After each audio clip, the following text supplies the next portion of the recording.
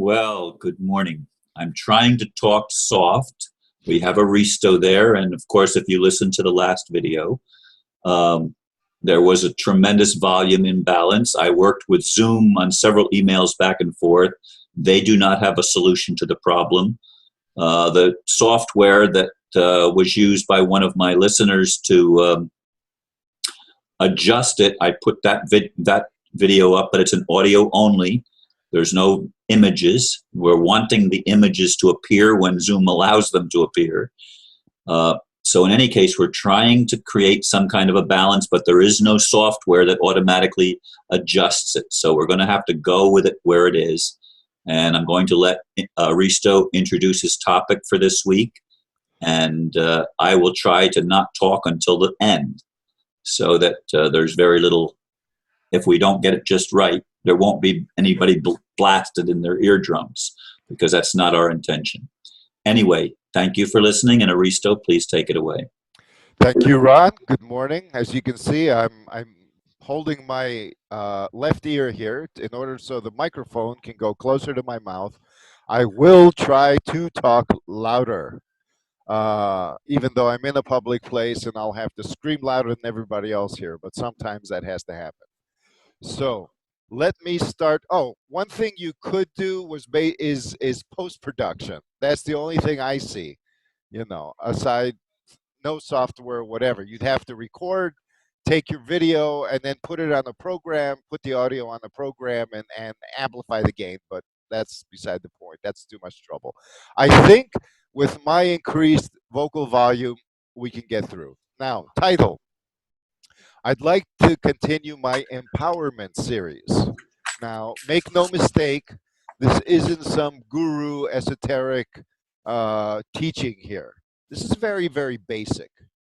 I want this title to be Empo 101, since empowerment might be too EMPO dot 101 colon harvesting and destabilization remedies. So, like I said, there was an interesting email on Ron's Facebook page today, maybe yesterday, but I saw it, and it basically had a point where it mentioned about esoteric teaching. And so let me see if I can quote this. It says, okay, there are some idiots looking to make a buck by being a pseudo-celebrity guru by selling esoteric info to those with no aptitude to comprehend the knowledge, much less practically apply it. The image of Mickey Mouse playing with the wizard's grimoire in Fantasia comes to mind.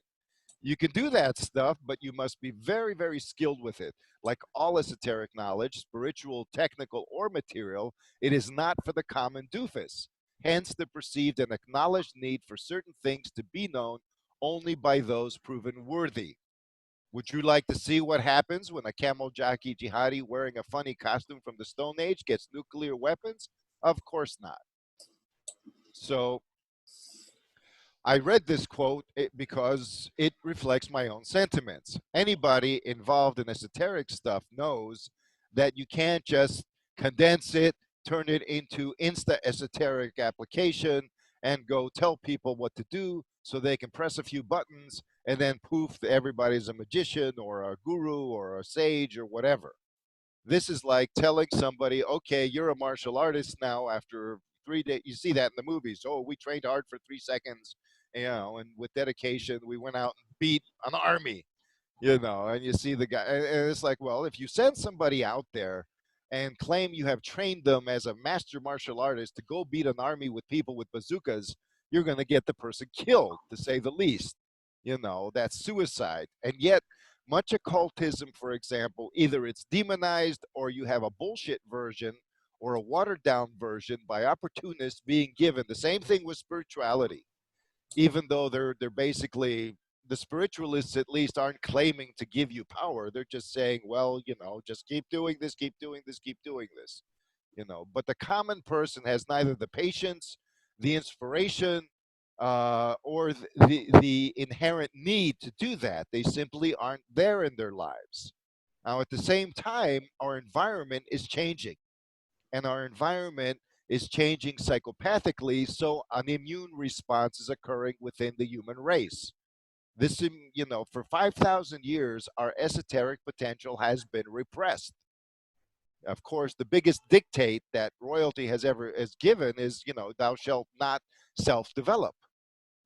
Thou you are a heretic if you do, or you are treasonous, or it belongs. In the past, before they had religious fucking zones, they had, certain clans would monopolize. It would be like an esoteric guild system. So if you went beyond, if you learned stuff that wasn't yours, your head was up for grabs. So, anyways, especially before technology. After technology, they simply ridiculed you. And in my opinion, what's the point of even ridiculing somebody so much if the stuff was that useless or that stupid? Oh, they were scientists are afraid that insanity is contagious and people will be jumping around with rattles, or whatever. And so what? People are already looking at TV and playing video games and practically retarding themselves. They're zombies. Nobody seems to care. They make fun of them too, but not in the same way. It doesn't intimidate the rationalist as occultism does. Occultism or esotericism, because occultism has a bad name, it's a certain type, um, is essentially a different way of thinking and perceiving and engaging with the world. And like the guy said, unless you do it right, or basically, unless it comes from within, it's like Mickey Mouse opening up the grimoire in the Fantasia thing. You got the Sorcerer's Apprentice. So you have a bunch of sorcerer's apprentices out there posing as gurus and teachers and occult masters, you know, throwing information that is not false per se, but is really taken out of context, in my honest opinion, most of the time. And you have a lot of other people warning them, saying, look, from the occult community, you guys are, you can't learn this in a day. Spiritual awakening doesn't mean powers, it means changing as a person. That's what it means. If you are seeing that you're changing as a person, not just your behavior but and your attitude, but from the inside, if your outlook is changing in a way, if you look at who you were 10 years ago and you see a different person now, you are self-actualizing. you know Spiritual awakening is not paranormal. In fact, it's very normal. It's just that standard normality is constricted into a matrix. So, maybe the word and some people make fun of it, and maybe they should, because the word spiritual is also abused. Everything is abused. So I want to get into this empowerment series in a realistic manner. First of all, I'm not talking to everybody. I'm talking to people on your site who I feel have a certain aptitude for this kind of thing because they're attracted to it in a thoughtful way. They don't just take, okay, let's go buy this new age book or that new age book and practice the, whatevers, and then go out and, this and that.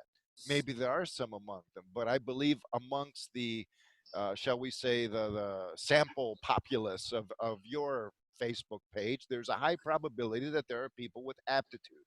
Now, I cannot take these, first of all, I'm no guru, but anybody, you can't take these people and say, okay, let's train now. This isn't martial arts, this is an organic thing. It's like training to be a teenager, training children to be teenagers. You know, only pedophiles try to do that stuff. So it doesn't work, and it's not like taking a child and putting them into a university class trying to teach them and make them a genius. This is something that comes from within. Somebody told me, oh, I've tried to engage in a forum, and try to tell them and what we talk about here at your site, and they're supposed to be liberated, they're supposed to be alternative, and they all ganged up on this person. And so this person said, well, I just learned that I'm not ready to go out there. I still need to be taught. I need to engage with teachers. And it's like, yes, everybody need, but we will all be thrown down flat on our faces like this. That's part of the process. And if you avoid it, it's going to happen anyway, in one way or another. That's how we regroup, and that's how we rethink the situation. Spiritual, so called, or esoteric, or whatever, awakening or actualization is not something different. It's not alien. Empowerment is our birthright. It's our birthright. And there are a few things that what I want to emphasize is the dividing line between what people call mundane and esoteric. Where do those things meet? You know, to try to move into high minded philosophical, esoteric, spiritual stuff, you know, is not practical. A lot of people want to hear it, but eventually it's like a fairy tale. Oh, entertain us. Well, you can't relate to this. I used to be pissed off because I used to hear the same thing. Oh, you can't relate to this. Why should we? Well, just try me. And yeah, half of it just, it didn't go over my head per se, but it wasn't useful. But the useful stuff, nobody ever told me. I had to figure it out myself. And I did so by comparing traditions. One tradition will say something, but it will disinform you and all this other stuff. The other tradition will say something completely different with its own disinformation campaign. You merge them all together and you weed out what matters. And you need to do a lot of trial and error. You also need to have a certain sense of discernment. So the first thing you develop in empowerment is discernment. Now, discernment cannot be developed, and this is what a natural process even that's going on in the so-called alternative movement. They're talking about awakening. Awakening basically is the awakening of discernment. Do you know what's going on? Let me awaken you to the facts of what's going on.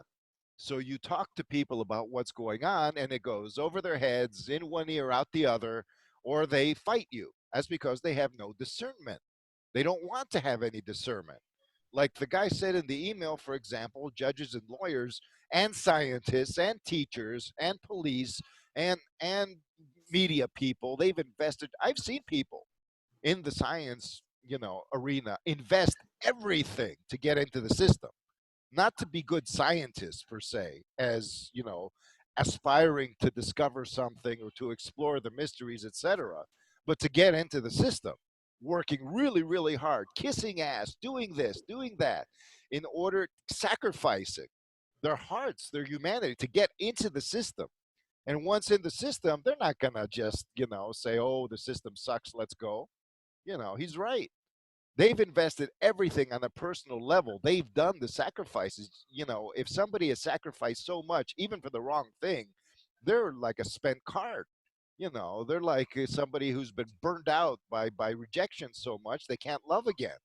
It's very hard for that person to do so. It's going to take something really, really serious to shake those people up. Information just isn't going to do it. So and so this person that was talking about going on the other forum and saying, well, I'm not ready for that, what also had said, well, what are we doing here? We're just preaching to the choir. you know we talk on your site, you talk to a certain number of people, they're preaching to the choir. And I said, yeah, that's what we need to do. I mean, we're all of everybody feels that they're weak individually. Everybody is crying, let's get together, let's do this, let's do something. Look, that means we are not strong enough. We're freaked out and we're always crying about let's do something, but nobody's really organizing on any level. And the actual synchronicities aren't coming. Like you, all of a sudden you're having synchronicities come. There's people that are actually giving you real advice now. That's practical. The advice that you really need. And the advice came on the tail end of, okay, Ron, stop blaming the devil, stop blaming God. The problem is not ETs, the problem is not this or that or other dimensions. It's people. We're dealing with people here. It should be obvious. It's right in front of us. Let's not waste our energy on these other things. Whatever the reason, psychopathy is manifested in human beings. Yeah. Cancer is manifested in human beings. Maybe the cause is something else, but if you strengthen the human immune system, there won't be any cancer. Right. You know, that's about it. A virus cannot attack you if your immune system is strong enough, no matter what it is, theoretically speaking, at least. So if you can, in principle, strengthen your immune system, the virus is going to die because it won't have a host.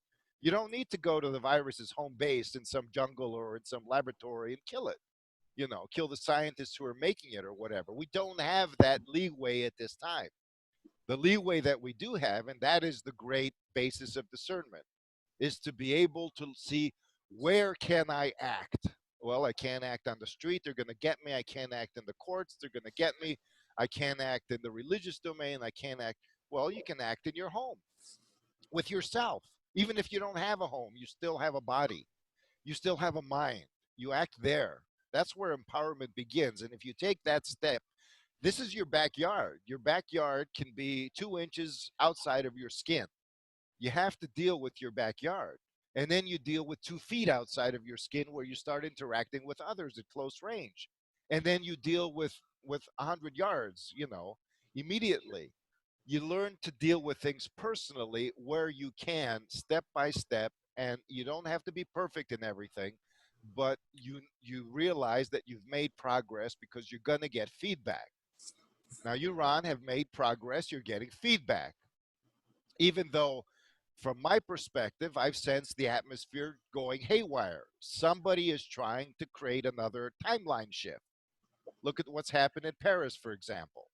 And I'm noticing the trails in the sky and things like that. And there's, whenever these things happen, you can be sure that on some level, a certain group of people, maybe a very large one, is trying to create a timeline shift into where they want things to go. And so, and they're doing that and they're pushing it. And what I sense, I'm always prompted to work on that. And I know others are prompted to work on that in their own way. And each time it's happened, maybe 10%'s gone through, maybe 50%'s gone through, but the timeline shift they wanted never really happened. So they try again. They allow us to talk, they data mine, they figure out counter strategies. Why? Because they want to break our will. They don't just go out and kill us. You know, you look at what's happened up till now, maybe even after 2000 or 2012, where the situation, was supposed to be scaring us into submitting. So we would say, oh, it's the end of the world. And they step in and put in their new solution. They couldn't, you know. Now they're saying 2016. In Greece, they said 2027. I've heard people who were in satanic groups back in the US who were tied into all these other groups say 2060. You know, they don't really care. They're saying we're going to keep at it until your will is broken. And we should say, well, we're going to keep at it until our immune system is strong enough that it doesn't matter what you do, because they cannot just do anything they please. But of course, they're not going to tell you that but the indications have shown, yeah, they can start wars and this and that, and they can come and kill people and whatever, but you're still here. Circumstances will always conspire to protect somebody with discernment and purpose. It's not enough to just have purpose. But if you have a certain guidance, and you have had a certain guidance, it wasn't the perfect guidance you wanted, but it's developing, it's protected you. It's put you in a position where you weren't automatically targeted or put in jail or whatever. Even your mistakes are part of the protection. If you make a mistake, the system will say, oh, he's harmless, let him go. Or if you do, and that will save you. If that's the only way to save you, you're going to make a mistake or act out of character, or maybe even say something that other people will consider misleading and hate you for it. It doesn't matter. You're guided in order to slip through the cracks until you do get it. And when you do, you realize how to do things better so you don't have to subconsciously compromise to protect yourself. Everybody is like that. Somebody goes off to a forum and says, and this is on topic, by the way, because I'm talking about destabilization right now. Destabilization is the enemy of discernment. So is harvesting, but destabilization is the worst enemy. Now, the person that went to the other forum was attacked and said, I can't do this. And I suggested, look, well, maybe you need to connect with other people and all of you go on a forum together without telling anybody that you're in cahoots and support each other and see what happens. You do it as an experiment. 5, 10 people go on some forum where the one person was bashed, or maybe 5 other people, or a different name or whatever, and support each other and see what happens when you gang up on a troll. And if everybody else gangs up on you, how the other people who are on the sidelines will react, because the people tend to support, in America especially, the winner. the stronger, the one who's actually, dominating. So if you got 5 or 10 people on an alternative forum who are not pushing, because that's what the system does. They put 5 disinformation agents and they all pretend they're friends or pretend they don't know each other, and they destabilize it. So if you want discernment, you need to focus on restabilization or stabilization, because sometimes you're not going back to your old stability. You're going to a new stability, a new platform of being. That is spiritual awakening. It may not seem so, but you need that to get to the real heavy stuff that other people say is restricted for the worthy or whatever. But you need certain, that's why I keep talking about prerequisites for yoga. You know, what you need in order to really, this mindfulness thing, that's a prerequisite. It's not the practice itself. The practice itself is so difficult to get because it's so far beyond any sensory analogies that you really need to touch upon it to have a certain sense of contact intuitively through the prerequisite practices. They'll just bring you close enough so you know what they're talking about, so you can read between the lines, so you can operate under the radar, behind the scenes. You can slip through the cracks without being a coward and without refusing to engage, without escaping. You can move through the so called enemy lines from the front lines to the back lines without being seen, even if that means they won't consider you worth seeing. It doesn't matter, you know, because, our ego is purposeful toward meaning. It doesn't care what the other people, psychopaths, think, you know. It doesn't care. That's what they say, ego. Well, we're talking about false ego. You got to own your ego. You got to reclaim it. Make it yours. Like the guy says, claim the straw man. Don't kick him out.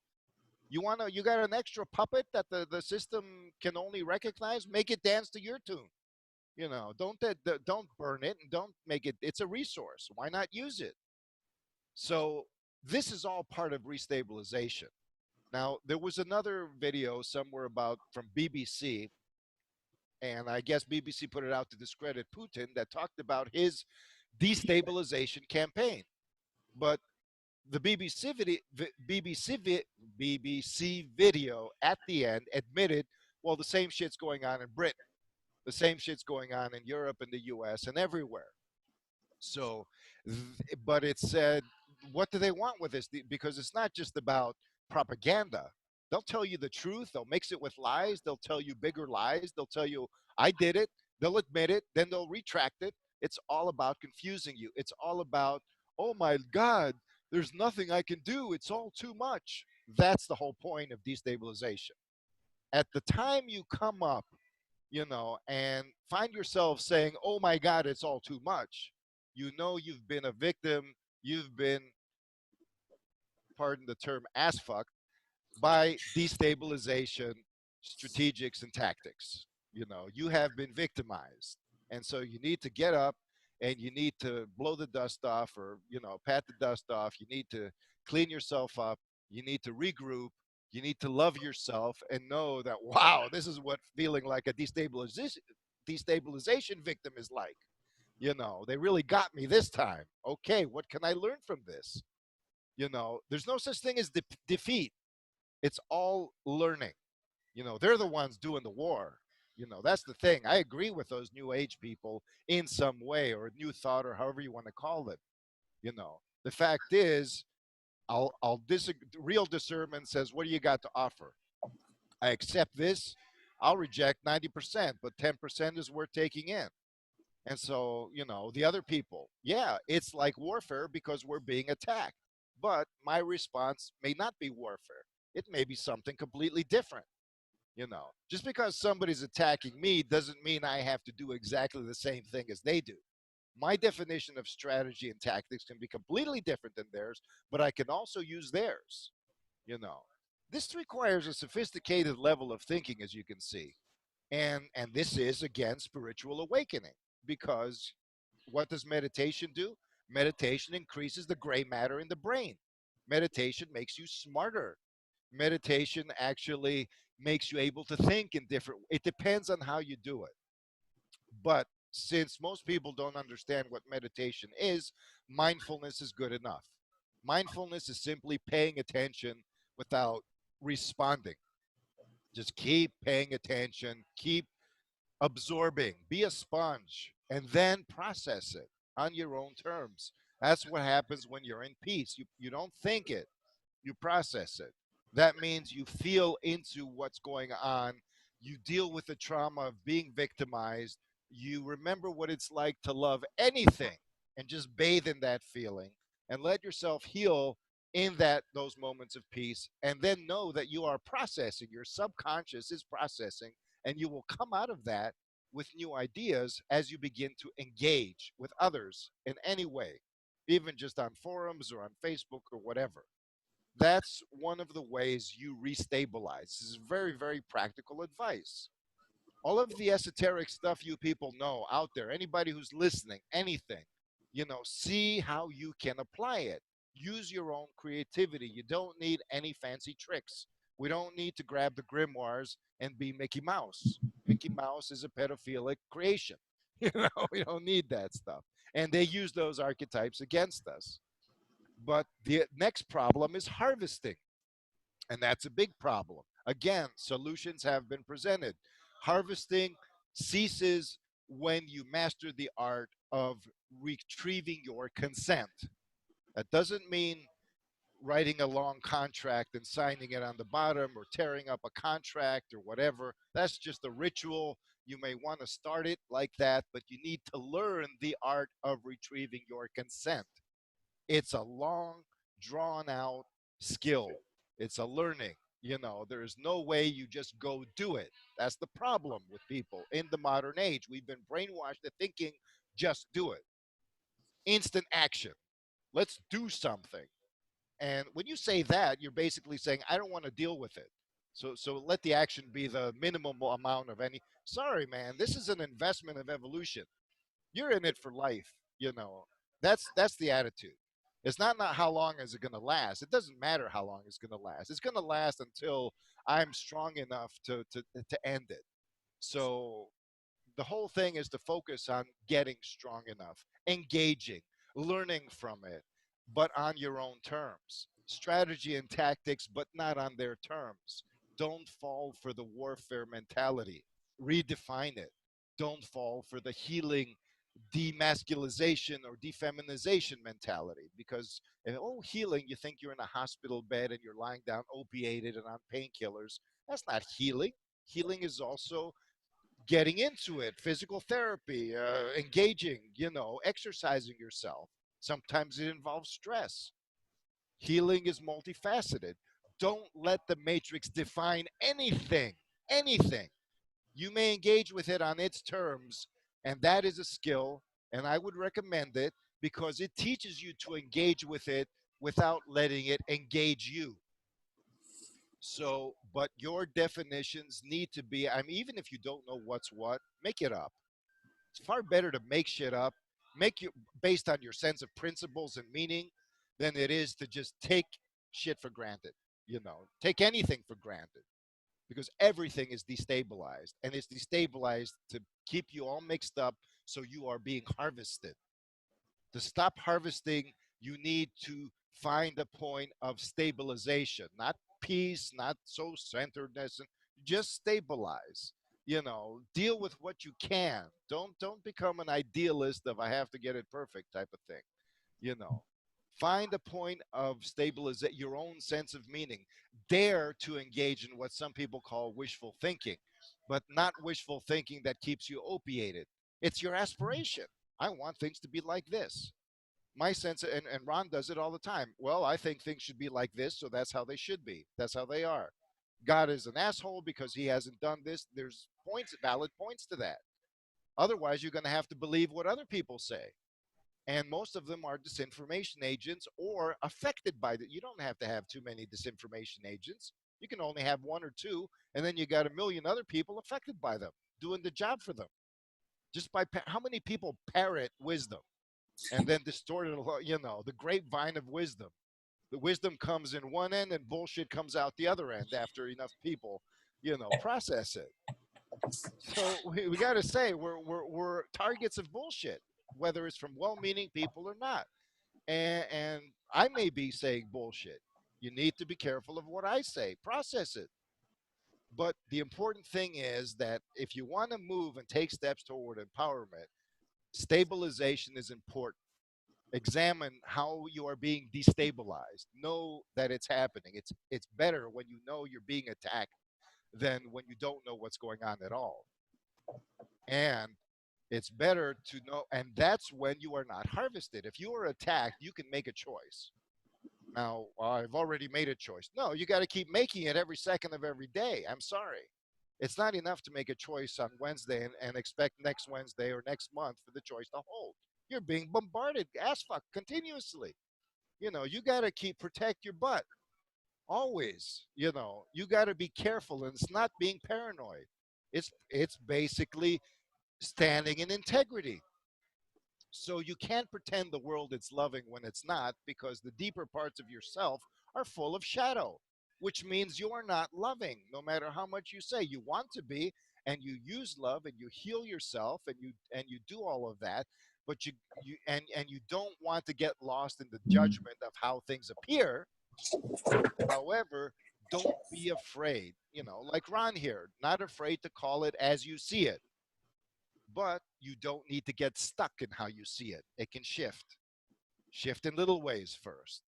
You won't be harvested as much as long as you constantly keep making the choice in every single action, as neurotic as it sounds, as anal retentive as it sounds, to basically say, you know, you don't even have to say it negatively. Say, I choose to sustain my integrity. I choose to remain integrated. I am whole. I am not fragmenting. I'm not giving anything away. I disagree, period, with this. No matter what games are being played, I'm stepping back and sustaining and feel it. Feel it. And get used to that, because it's an exercise. Your brain is neuroplastic. Your brain develops new connections every time you think something new. But you got to think it constantly. You got to repeat, just like exercise. I lift a barbell. My muscles aren't going to get really big with one lift. Keep doing it. So this is a very simple exposition on two basics. There's not much that needs to be said about harvesting, sexual or otherwise. You can pick it up. Anybody out there who feels uncomfortable when somebody makes them do something out of guilt knows they're being harvested at an individual level, or out of fear, or out of, when you know you don't agree with something and don't want to do it, don't do it. And if you have to do it under duress. So you at least say, okay, I'm going to get it back later, or it's not being given away because I know what's going on. And have confidence in yourself. And if you don't, start cultivating it by affirming that you have confidence. That's the kind of positive thinking you need. Not the kind that makes you escape, but the kind that recognizes your potential. So this is what I wanted to say today. How long have I been talking? About 40 minutes or so. 30 minutes. 33. 33 minutes. So let's leave it at that number. Thank you once again. I hope I was coherent, and I hope I was loud enough. So till next time. Thank you, Aristo.